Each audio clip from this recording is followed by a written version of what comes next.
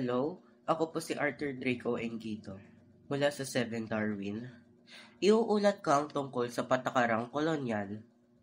Ano nga bang patakarang kolonyal? Ito ay tumutukol sa mga patakaran ng isang bansang mananakop sa sasakupin na bansa o teritoryo.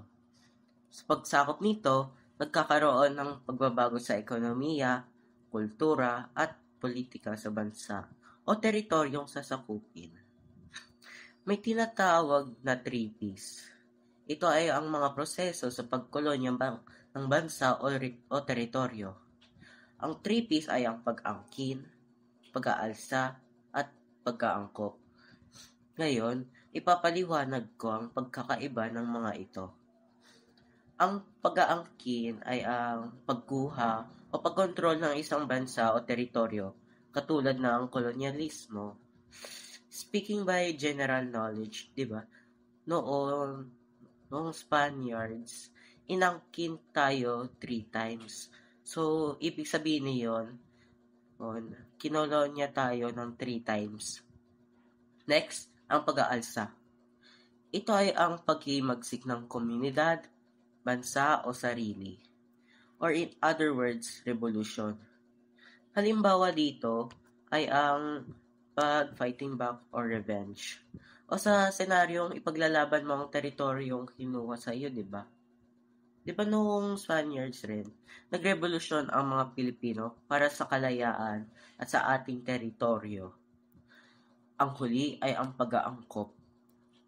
Ito ay ang proseso ng pagbabago, pag-adjust ng isip sa mga mamamayan sa teritoryong sasakupin upang umangkop sila sa pagbabago o para ma-adapt sila sa pagbabago.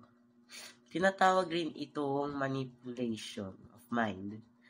Example, may mga salitang Espanyol rin sa ating wika tulad ng barya o libro. Naangkop tayo sa pagbabago ng ating lengguwahe o naimpluwensyahan tayo. Itong mga treaties mahalaga dahil sila ay ang mga proseso na ma-identify natin sa patakarang kolonyal. May tinatawag rin tayong soberanya. Ito ay ang ating kalayaan o karapatan na makapagsarili o patakbo ang sarili nang walang pagkagambala o interruption. Karapatan rin ito sa teritoryo tulad ng Republic of the Philippines. Ito ay ang ating soberanya sa independence. Tumuloy naman tayo sa mga epekto ng kolonyalismo sa kultura at ekonomiya. Sa kultura, ito ay ang pagbago sa kultura sa ilalim ng kolonyalismo o pag-impluwensya, tulad sa pag-angkop na iba ang ating wika.